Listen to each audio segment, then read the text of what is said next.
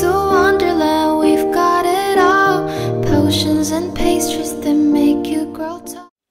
Coucou tout le monde, c'est Lise, je vous retrouve aujourd'hui sur la chaîne pour vous lancer le premier cycle de cette recommandation des maisons d'édition. À chaque fois je vais vous parler un petit peu des livres que j'ai lus, ceux que j'ai préférés évidemment, parce que j'en ai lu plein, mais je vais surtout me centrer voilà, sur mes coups de cœur, ceux que j'ai dans ma pile à lire et ceux que j'ai notés, que je n'ai pas encore achetés et qui vont bientôt sortir chez la maison d'édition en particulier. Et je vais commencer, comme vous l'avez vu, par Pocket Jeunesse, qui est une maison emblématique quand même pour la littérature jeunesse et adolescente. Ça fait pas partie des premières maisons d'édition où j'ai lu beaucoup de livres. Voilà, je pense que j'ai vraiment commencé à m'intéresser un petit peu à leur veine éditoriale et à leur choix quand je suis arrivée en librairie pour le coup, parce que c'est... Parce que je crois que le premier tome que j'ai dû lire et que j'ai beaucoup aimé, en tout cas de chez Pocket Jeunesse, c'était Instinct de Vincent Villeminot, qui était en plus un livre offert pour l'achat de 2 autres livres, que j'ai bien aimé, qui était très complet. Après, c'est pour un public assez jeune, donc aujourd'hui je pourrais pas lire la suite, mais je sais qu'il m'avait beaucoup plu au niveau, comment dire, voilà, de l'ambiance, des personnages, de la manière dont c'était amené, mais c'est vrai que la plume était assez...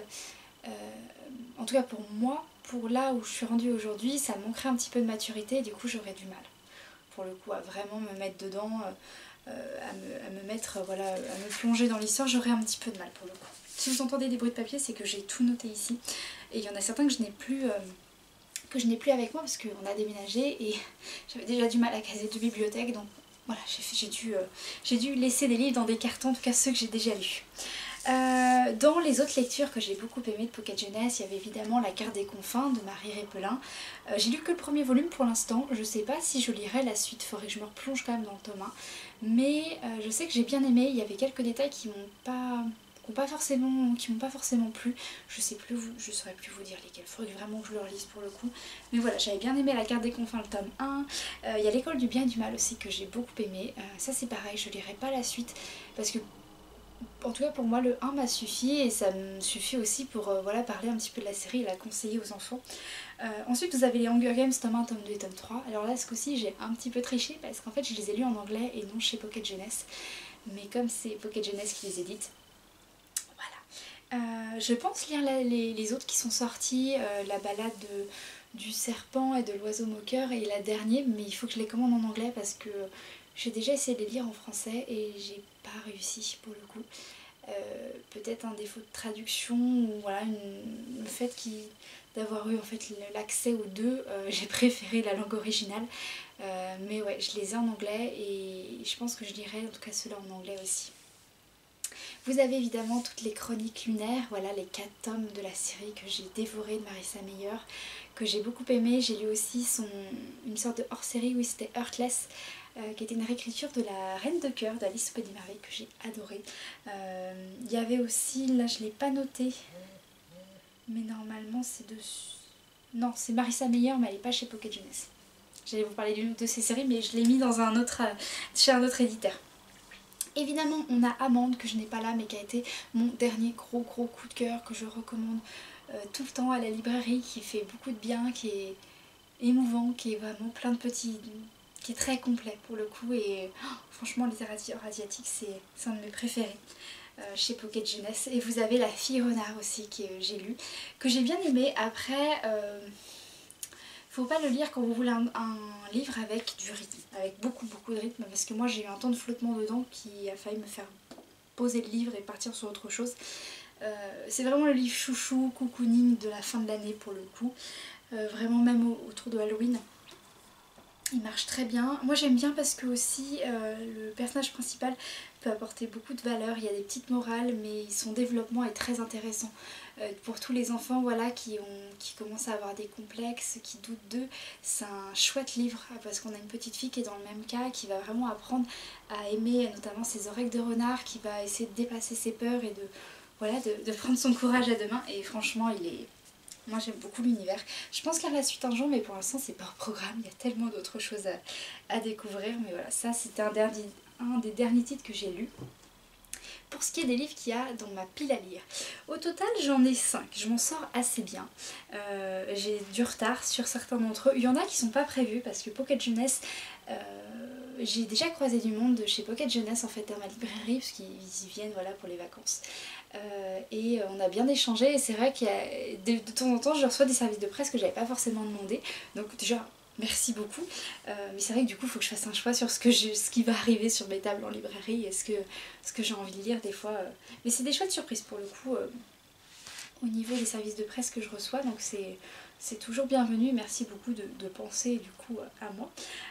Les derniers que j'ai reçus c'était des poches parce qu'en fait ils allaient sortir, le premier tome sortait en poche, l'autre sortait en grand format et puis ils les rééditaient, et comme j'avais pas lu, alors je sais plus si je les ai demandés, je sais vraiment pas. En tout cas c'est des livres que je n'avais pas lus. Est-ce que j'en ai parlé aux représentants à ce moment-là? Je ne sais pas. Mais toujours est-il que j'ai reçu des petits poches comme ça, voilà, pour que je puisse les découvrir. Donc il y a Carry On de Rainbow Rowell et aussi du coup il y a La Passeuse d'âme de Marie Vareille. Je les ai jamais lus. Et Rainbow Rowell, j'avais lu Fangirl que j'avais beaucoup aimé. Ah, je l'ai pas mis d'ailleurs. Donc Fangirl, voilà, que j'avais bien aimé, qui parle de Carry On. Et il y a La Passeuse d'âme, je pense que il a dû sortir en librairie en grand format et bien démarrer avant que j'aille en librairie en fait. Avant que je commence à bosser en librairie, donc je l'ai pas forcément vu passer. Puis ouais, j'ai pas trop entendu parler de ce livre là quand je commençais aussi à bouquiner, donc voilà. Mais en tout cas c'est deux titres qui m'intéressent beaucoup. Je sais pas du tout quand je les lirai, et voilà. Ensuite pour les deux autres tomes que j'ai loupés au niveau de la lecture, que j'ai loupé le coche, et dont un que j'avais pas du tout pris à la nouveauté, et que du coup bah il faisait pas partie des choses que j'allais recevoir, mais lui ça pourrait être sympa parce que je vois que c'est du Summer Love. Il y a en premier, il y a This Time It's Real de Anne Liang qui faisait partie voilà, du prix des lecteurs Pocket Jeunesse, que j'avais commencé mais que j'ai dû mettre de côté je pense par rapport à la rentrée littéraire si je dis pas de bêtises. Et voilà, c'est une petite romance très sympa. J'espère, j'ai envie quand même de le bouquiner cette année, parce que je me suis dit tous les livres de 2024 de ma pile à lire il faut qu'ils soient lus en 2025. C'est un petit challenge, je vais essayer de m'y tenir, mais en tout cas voilà, j'ai celui-ci qui m'attend dans ma palle, où en fait vous savez on est sur un schéma un peu classique où une jeune fille demande à l'un des beaux gosses, je crois de l'université, du lycée, de simuler des rendez-vous pseudo-amoureux, de se faire passer pour son petit ami. Évidemment il accepte de jouer le jeu pour lui rendre service, et je pense qu'il y a une contrepartie. Et en fait un jour ils vont finir par vraiment tomber amoureux. Voilà, c'est un schéma qu'on retrouve assez souvent, qui est un peu classique mais qui marche bien. Et ça a l'air, en plus il est pas trop costaud, il a pas des grosses... Enfin, la typo a l'air assez confortable, donc je pense que ça sera une lecture qui sera très plaisante. Et celui que je n'ai pas demandé cette année, qui est arrivé quand même, il s'agit de The Breakup Artist,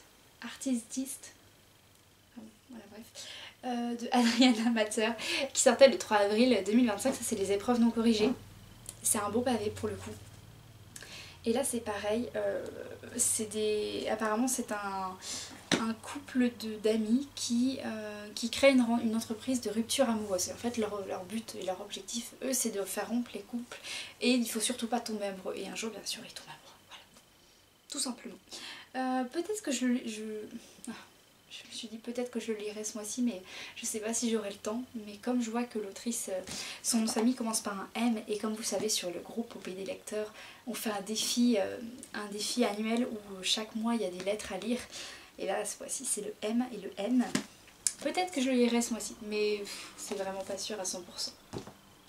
Et la petite nouveauté qui est arrivée, qui est un livre de la rentrée littéraire, mais là de la rentrée de septembre, que pareil qui me fait un peu peur pour le coup.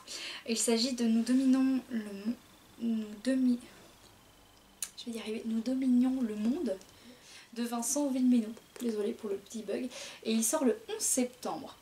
Là on est sur sur un thriller un peu peut-être pas post-apocalyptique, mais en gros une nuit il y a des personnes qui vont débarquer chez une jeune fille, et ils vont assassiner son père. Elle sait pas qui ils sont, elle sait pas pourquoi ils font ça évidemment.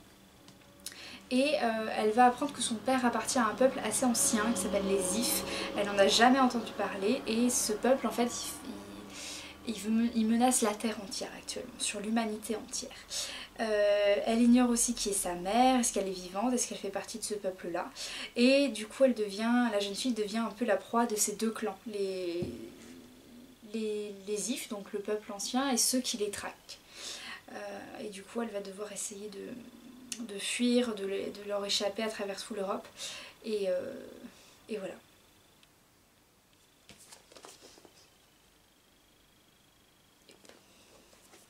Donc on va voir ce que ça va donner. C'est écrit assez gros, c'est ça qui est assez rassurant.